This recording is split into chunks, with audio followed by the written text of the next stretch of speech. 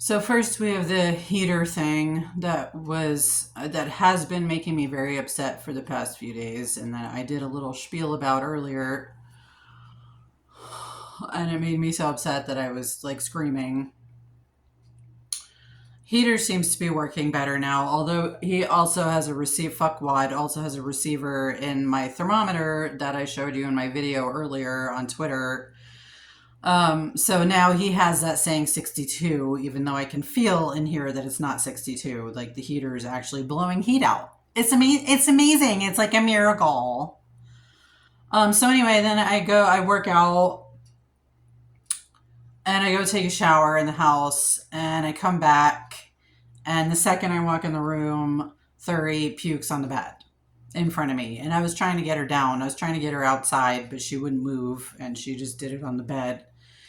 Fortunately, I have a folded over large, like old quilt that I just put on the bed for her. So fortunately, it didn't get on the new duvet that Pam gave me for the bed and the comforter. So I was able to just take the blanket off and go wash it. I picked up the puke first, obviously. But and now she's just sleeping over there. Although she keeps moving like she's very uncomfortable. You see, I covered the entire bed and stuff that's protecting the duvet, because the duvet is really pretty. You can see over here. Here's the duvet. Isn't it pretty? Anyway, and it's new. Like I said, it's washable, but anyway. So I feel really sorry for her because she's quite miserable, aren't you, Thorder? So I didn't feed her. I was coming back to feed her, and then that happened. So I was like, all right, I guess I'm not feeding you. So tonight we're celebrating Billy's birthday at the house. We're having dinner together, all of us. So I'm going to let her rest for now. And when I come back later, if she's asking me for food, I'll feed her. But if she's not, I'll probably just leave it for today. He's been making her feel sick all day. I could tell because, like, earlier, when she was outside, she was just standing over by the tall grass, like all the way over on the perimeter, just staring at me. And that's very unusual for her. Usually she goes and does her business and comes right back. She just looked confused and uncomfortable and maybe in pain. And then also, she loves her treats. I get her these peanut butter treats that she completely loves. And I always give her a couple when she gets back up on the bed, because I have to help her get back up on the bed because Fuckwick makes her not be able to walk and stuff. Anyway, and she rejected one of those earlier. So she's been acting weird all day. And I'm sure he's just been making her feel nauseous and sick all day. So anyway, I feel really bad for her. I feel bad for myself because it's stressful for both of us when he does this. And I just always come back to the same thing, which is prisons were made for people like Jim Fuckwick, man. That's what they're for. They're for Jim Fuckwick.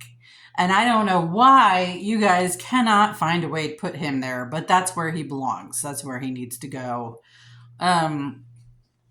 And yeah, so I feel like I had some other insights earlier, but oh well, and like my last video when I talked about the physical abuse, and I knew I was forgetting something important. I forgot to talk about the suffocation, because like the heart palpitation, the suffocation, these are like vital organs. My lungs and my heart are vital organs that a person cannot live without, and it's aggravated assault or whatever the charge would be in Cody, Wyoming.